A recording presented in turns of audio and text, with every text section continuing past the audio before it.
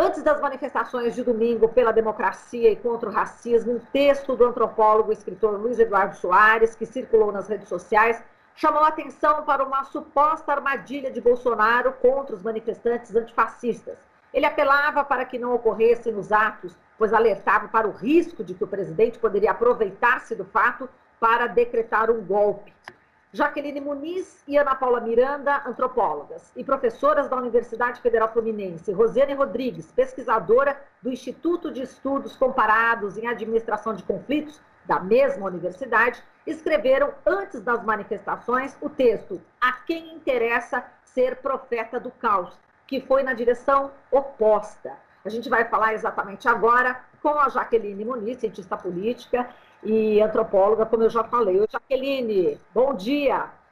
Bom dia, Marilu, tudo bem? Espero que todos os nossos ouvintes estejam bem se cuidando. Estamos em plena pandemia e todo cuidado é bom e a gente gosta. Sem dúvida, Jaqueline. Eu já vou emendar uma pergunta para você justamente sobre manifestações e também a pandemia. Mas, de qualquer forma, eu vou relembrar um pequeno trecho, a abertura do seu texto, que você fez antes exatamente dos atos de domingo. Você e exatamente as suas colegas, que vocês falaram o seguinte, que a advertência de não realização de manifestações políticas fundada no medo e na promoção do pânico social é um atentado à democracia, uma forma de extorsão de poderes, de dirigismo monopolista, das pautas plurais e das reivindicações divergentes de sujeitos que são diversos em cor, classe, renda, gênero, orientação sexual, instrução, etc. Bom, é só para a gente iniciar a nossa conversa, Jaqueline, porque ocorreram as manifestações, a gente teve em diversos atos em diversas capitais do país. Aqui em São Paulo ocorreram praticamente 32 prisões. No Ceará houve uma pressão dos policiais em torno de uma praça onde aconteceria o ato. Só que nas demais capitais, enfim, a gente percebeu que elas realizaram, enfim, que as pessoas foram para as ruas, os atos foram realizados, não ocorreu golpe. Enfim, eu queria que você falasse sobre esse alerta que vocês fizeram, inclusive, né, de não incentivar exatamente que o antropólogo estava incentivando de não participação, né? De fato, como é que você analisa esse final de semana, hein, Jaqueline? Bom, então, a primeira coisa é que o nosso artigo é um artigo reflexivo, falando dos profetas do medo, profetas do caos. E como a construção do medo e o aparelhamento do medo, né, tem servido a discursos despóticos, autoritários, que sequestram a soberania dos sujeitos e suas formas de expressão. Portanto, é uma tutela autoritária. Não cabe a nós, pesquisadores, professores, servir de dirigistas, de chofé, de motorista de ônibus de movimentos sociais. Né? Nós podemos recomendar, né, a partir das nossas reflexões, mas sem que isso possa multiplicar, construir uma culpa antecipada nos sujeitos. O meu colega, o professor Luiz Eduardo, ele não fez propriamente um artigo, ele fez um chamamento, como um ator político que ele é. Né? Então, o nosso texto não visa respondê-lo em si, visa chamar atenção para um determinado vício, né, que se coloca também à esquerda, e é esse o perigo, desse dirigismo, dessa tutela, desse sequestro dos lugares de fala. A segunda coisa é que os movimentos sociais no país aprenderam a como se organizar, a como ir para as ruas, a como lidar com a repressão, lidar com os riscos, incluindo os riscos da Covid, não é mesmo? Então, não se pode fazer um discurso de que ao shopping você pode ir salvar o CNPJ, mas você não pode ir à rua salvar o seu CPF. Né? Até porque nos espaços públicos, né? No espaço aberto, é possível você estabelecer um controle sanitário, né? Uma vigilância, né? Digamos assim, uma segurança sanitária, como eu vi acontecer aqui no Rio de Janeiro. Então, isso é um aprendizado.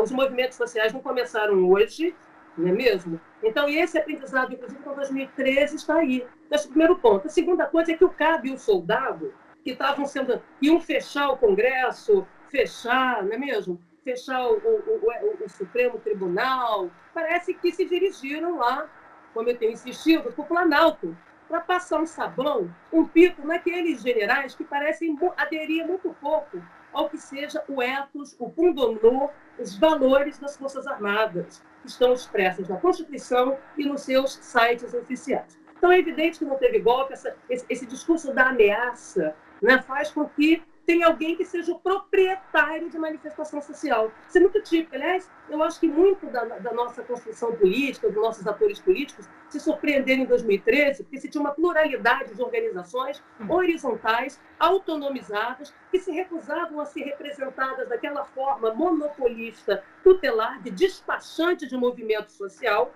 não é mesmo? De celebrities de movimento social.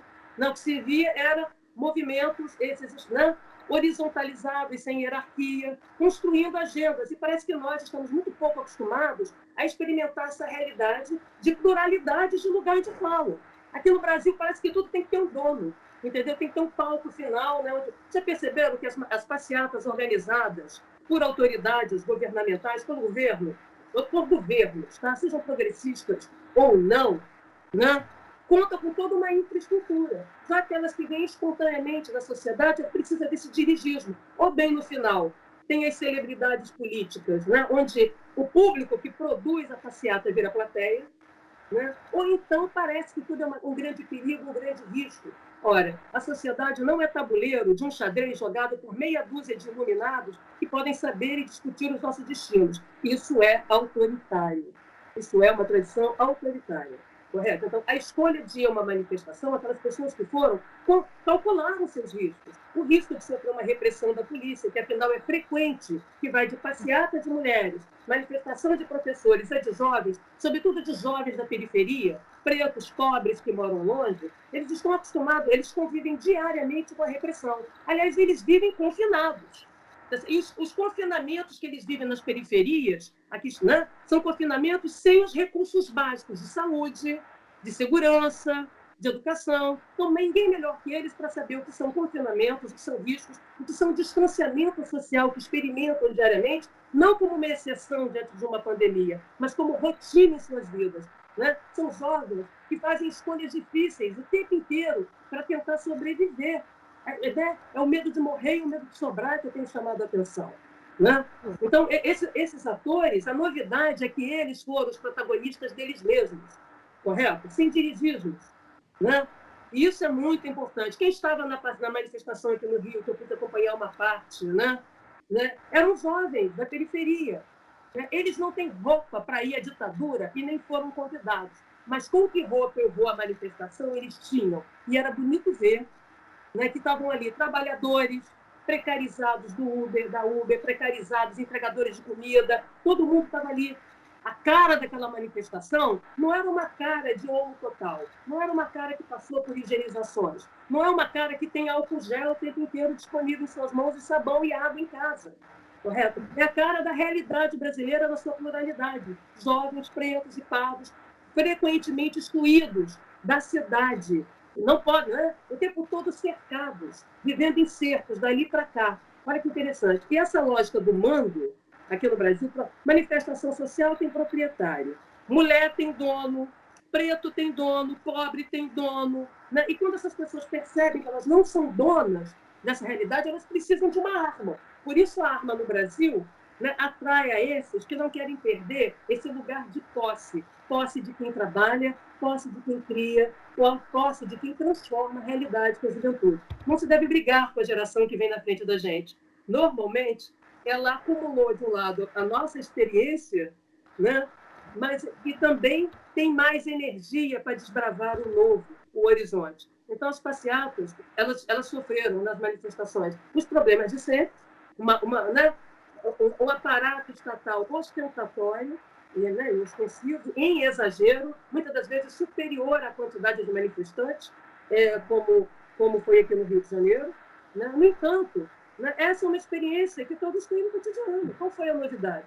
A novidade é eles terem ido para a rua, ao invés de serem, né, de baterem palmas, né, e terem seus despachantes falando por eles decidiram que eles são portadores do seu próprio discurso. E é essa democracia representativa renovada que nós temos que compreender e aprender ali na esquina.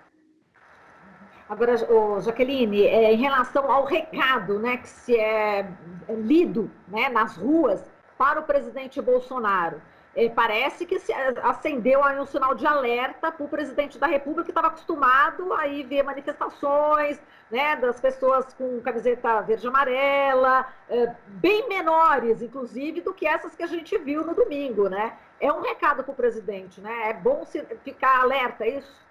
É um recado para todos nós. É claro que para a presidência da República é para expressão de governo deste presidente que se estrutura pelo medo. Ele fundamenta, ele constrói ameaça para vender à população proteção, que é sempre um recurso desigual. Alguns serão salvos, o resto não. É o e daí, como eu falei, né? O e daí de hoje, daí morreram 30 e tantos mil, mas o e daí, né? É a lei de Gerson atualizada. Então, essa lógica predatória é uma lógica que só funciona pautada no medo e no aparelhamento da fé das pessoas. O que essa juventude mostrou para a gente não é que eles são abusados, insurretos, não é que não gostam da ordem, não. Eles querem uma ordem em que eles façam parte da festa, correto? Eles querem entrar, comer a carninha, assar, churrasco, correto?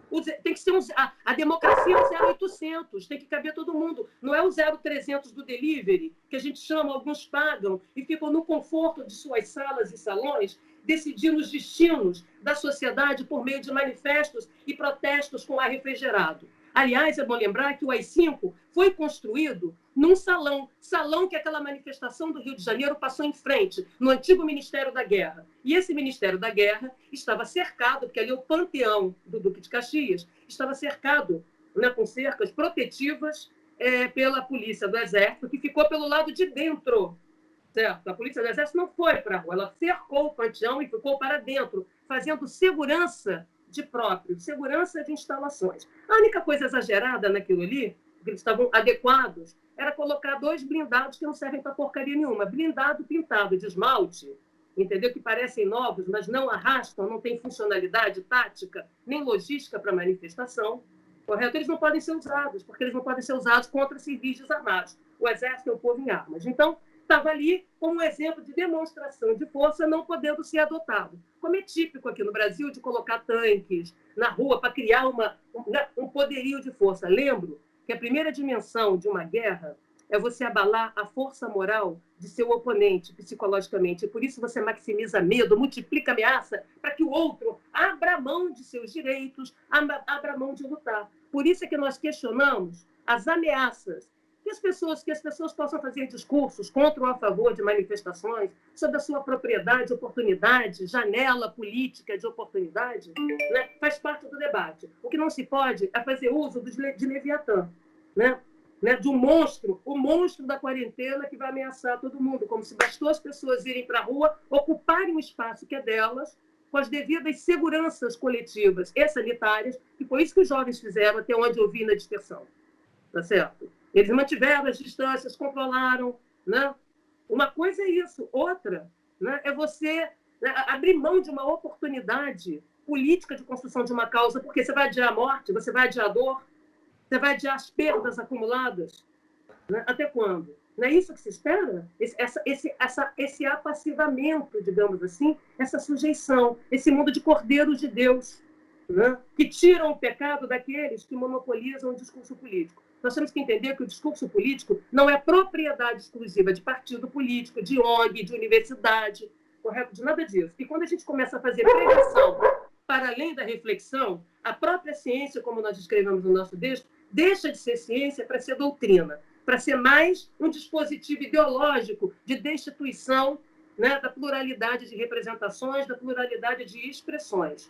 Né? E o que nós podemos dizer é que o recado foi positivo, né, para os jovens que conseguiram fazer, né, as suas manifestações, não foram dirigidos, não estavam ali sob tutela, né, como se eles estivessem indo para a creche, né, com o tiozão segurando, a tiozona que vai se candidatar. Né? Eles estavam ali construindo. Porque, né, é bom que os movimentos sociais se somem, é bom que os políticos dialoguem, ouçam as ruas, aprendam a ouvir as ruas e ler, para não acontecer como aconteceu em 2013. Quem tem que aprender com a realidade, né, são os nossos representantes. Né? Ao invés de ficarem cortando o pulso e sofrendo por um golpe que ainda não aconteceu, vamos intervir na realidade de maneira positiva e com esperança. Não é mesmo? Com uma construção positiva. E essa mensagem foi para tudo quanto é lugar, a começar pelo presidente. A rua não pertence ao governante. Não se pode confundir a estrutura do Estado com a estrutura de governo. A praça do povo como o céu do avião, né? Já brincava Caetano. Então é preciso que a gente lembre disso, que nós temos que aprender, sim, e abrir mão das nossas leituras folclorizadas do que é o universo popular, e do que são os pobres, os pretos, né? Para que a gente não reproduza a Casa Grande Senzala, né? Preto de salão. Né? Percebe que, às vezes, dá a impressão que todo mundo quer ser Princesa Isabel, né? Ficar isabelando o discurso alheio, que é uma questão chave. Nós precisamos lidar com o nosso problema em relação aos pobres e aos pretos no Brasil. Nós temos que buscar em nós esses preconceitos. Fazer esse esforço diário de descobrir dentro de nós onde se escondem os nossos preconceitos, né? Para trazê-los à tona e vencê-los. Né? E não é tutelando, subalternizando intelectualmente as pessoas, dizendo que elas não são capazes de. Né? Nós temos que nos somar com os nossos saberes, mas trocando saberes e práticas, e não impondo visões de mundo cujos acordos se dão, né, e o resto da sociedade só como assistência, como plateia. Essa é a questão que foi colocada. Que nós precisamos pensar que modelo de democracia é essa que cabe um. É 0,300 para poucos ou é 0,800 para todos? Então, o recado foi muito bem dado. Correto. Paz produz paz. Construção de cidadania afirma, talvez seja o nosso antídoto melhor. Né? E tem que lembrar que as pessoas que foram às ruas não foram lá, eu não fui muito clara nisso, mas acho importante dizer, elas não foram lá para romper, para serem coerentes, para se arriscarem e multiplicar a pandemia. Elas fizeram cálculos muito difíceis para estar ali, porque elas estão expostas. Aqueles jovens que estão ali fazem escolhas dificílimas. Se eles cumprirem tudo da quarentena, né, eles morrem de fome. Né? Se eles cumprirem todas as exigências de vigilância que sequer podem nos seus espaços de convivência, de moradia, eles podem ser mortos pelo tráfico, eles podem ser mortos pela milícia, que mandou abrir o comércio, que mandou voltar porque precisa arrecadar para a campanha eleitoral municipal. Olha as escolhas que essas pessoas precisam fazer entre morrer e sobrar. Diariamente é essa experimentação dessas pessoas. E são elas que nos ensinaram, né, a como agir de forma solidária. Né? A cor do Brasil é negra, precisamos empretecer a nossa conversa. Assim como precisamos tornar mais femininos os nossos papos. Né? Aqui, por exemplo, temos 2 mulheres. Isso é muito raro que aconteça, tem acontecido mais, mas ainda não é, né, frequente que 2 mulheres estejam aqui o tempo inteiro batendo papo num programa. Né? Mas sempre tem um tutor aqui. Como eu falei, no Brasil, todo mundo gosta de ser dono de alguma coisa. Dono da mulher, dono do jovem preto, dono daqueles que trabalham, dono daqueles que seguram o rojão, dono daqueles que produzem a riqueza. Quanto mais perdem o controle, né, sobre os grupos sociais, né, que se apresentam como minorias políticas, mas são maioria, mais as pessoas ficam nervosinhas à beira de um ataque de nervos. Parece um bando de generais de filme de Almodóvar, né, porque não sabem lidar com a realidade em mutação e transformação.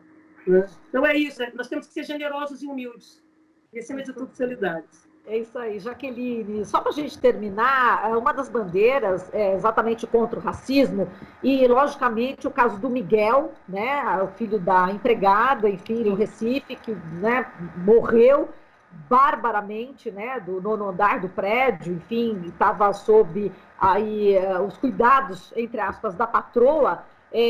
Foi bastante falado, foi bastante divulgado, e também foi motivo de protesto, né? Então, esse lugar, quando você fala em pretecer a nossa conversa, é isso, né? É dar luz também a casos como esse do Miguel e tantos outros, né? Exatamente. Porque às vezes as pessoas acham o seguinte, vou sentir dor pelo negro americano que morreu. Todos nós sentimos dor, porque é o ser humano. Né? Mas nós temos que lembrar que aqui no Brasil, em especial no Rio de Janeiro, onde eu estou, todo dia é dia de sofrer um esculacho. Todo dia é dia de você ser destituído. Todo dia é dia, se você é preto, pobre, da periferia, de experimentar que a sua cidadania, como eu tenho insistido, é de carnê. Você tem que pagar por ela. Você tem que pagar para percorrer a cidade em busca de oportunidades que você tem direito. Você tem que pagar por ela, você tem que mostrar que merece. Você tem que mostrar melhorias no seu caráter, né? Melhorar para ter as melhorias que qualquer cidadão tem direito a ter, idealmente, pela lei. Jovem de favela, jovem de periferia, você já percebeu que não pode ficar circulando, curtindo como outro jovem, não pode ter o ócio criativo, que é a condição da juventude ser juventude, porque está com a cabeça, é a oficina do diabo, se não estiver à toa. Jovem e criança, pobre, negra, não tem idade, não tem geração, já nasce tendo que trabalhar, já nasce sendo pensada como semente do mal. E é esse esculacho cotidiano, que não é só a polícia quem dá, são os nossos olhares, é a patroa, correto? Que ainda trata né, os seus funcionários, como as figuras de Debré que a gente via na época colonial, que ia jogar um osso de galinha para a criança comer, achar que já fez muito em pôr no elevador, correto? Não ter esse cuidado humano. Isso é a naturalização do racismo estrutural. Né? Que atualmente temos, né, não enxergamos que é. Ah, que tem? Eu pus ali, foi um acidente. Não foi um acidente. Foi uma sucessão de indiferenças, foi uma sucessão de atos indiferentes, né? Quando você não reconhece o outro como igual, não há necessidade de ter cuidado e nem de garantir os direitos do outro. O outro é simplesmente uma engrenagem. Olha, eu ainda fiz muito, porque eu recebi essa criança aqui na minha casa. Eu contratei a mulher para trabalhar. Não é para vir com criança e comer e me dar despesa e gastar o meu tempo. Percebe? Então, essas construções, né, levam a gente a perceber o que eu tenho insistido, que, claro, não sou só eu, meus colegas têm produzido sobre isso, aqueles que vieram antes de mim, é que a liberdade no Brasil, nesse Brasil desigual, racista, né, preconceituoso, é que a liberdade é uma liberalidade para cima. A pessoa fica liberada para cima para fazer o que bem entende. O status quo é isso. E a igualdade é sempre para baixo, nivelando para baixo. De modo que as pessoas para baixo não tenham individualidade, subjetividade, não tenham vontade própria, tá certo? Tem que seguir, né, o patrão bonzinho. Então, por isso que eu falo, vai da manifestação em que as pessoas querem ser donas, proprietárias, ter posse. Você precisa ter posse. Entendeu? Agora eu estou podendo. Isso está podendo dar nisso aí. Né? O que essa nossa juventude mostrou, que eles não estão dispostos, entendeu? A voltar para o caixão, a ir para o caixão, não estão dispostos a ir para o pelourinho e não estão dispostos a voltar para o armário. Eles não estão dispostos a ter uma madeira sobre a cabeça deles, sobre os corpos deles. E é por aí que a gente vai transformar. Transformar reconhecendo que está na hora de nós buscarmos em nós isso aí. Essa branquitude não é algo que existe, é algo politicamente construído. Né? E temos que lembrar isso. Hoje eu me orgulho de entrar na universidade, dar aula para metade da minha turma que não é não branca. Quando eu entrei na faculdade, tinha 2 colegas negros. Quando eu fui para o doutorado, para o mestrado, tinha 1 colega negro. Correto? E se a gente não se perguntar, ao chegar num bar, ao chegar no mercado, ao chegar na escola, ao chegar num prédio, gente, cadê os negros? Né? Onde é que estão os não pagos? Se a gente achar que é natural, é o lugar que a gente vai não ter, entendeu? Então a gente está avançando muito pouco, nós somos reféns desse medo. E aí fica difícil. De que medo você vai correr? Medo do crime? Medo da milícia? Entendeu? Medo dos profetas do caos, que depois vendem as suas consultorias? Medo de um presidente que fomenta o caos, fomenta o medo para continuar manipulando as pessoas pela fé? Então, o medo não... Isso não quer dizer que a gente não tenha que sentir medo, gente. Mas não me parece uma postura digna aparelhar o medo que todos nós sentimos. Porque o medo rompe a rotina, sabe, Marilu? O medo faz com que a cada segundo você leve um susto, um sobressalto. E esse susto, esse sobressalto, é que a boa parte da população brasileira que foi precarizada, uberizada, vivencia. É isso. Sai de casa, não sabe se volta, não se tem ônibus para voltar. Vive em previsibilidade permanente. Esse é o risco desesperante a que estão expostos. Não sabe nem se vai ter o sabão para lavar a mão, correto? A água, porque a água depende do gato. E se o gato for cortado, certo? Essas pessoas têm uma matemática política na cabeça sofisticadíssima, porque conseguem sobreviver, resistir a esse jogo de dominós que as empurram para trás. Elas não têm espaço para frente, então elas não sabem. Eu, como antropóloga, tenho que ir para a rua aprender com elas, entender, entendeu? Essa complexidade, essa beleza que é esse lugar de esperança, de resistência. Como foi bonito assistir aquelas pessoas que eu sei que são elas que vão puxando pelas minhas mãos. Até porque eu sou alérgica. Quando rola um gás lacrimogêneo, eu sou a primeira a cair. Já, né? E sou a primeira a ser ajudada também por essas pessoas, porque eles nos veem ali, não como tiozão e tiozona de manifestação, como pessoas que, junto a eles, como eles, que somos equivalentes em direito. Então, é isso. É essa compaixão, é esse... Eu saí de lá animada ao ver aquela juventude. Isso que eu queria dizer. Ah, tinha repressão? Tinha. Ia rolar porrada e bomba? Afinal, nós já estamos acostumados. Né? Já aprenderam como lidar. Todo mundo aprende roupa de manifestante, como ir, como não ir, como fazer.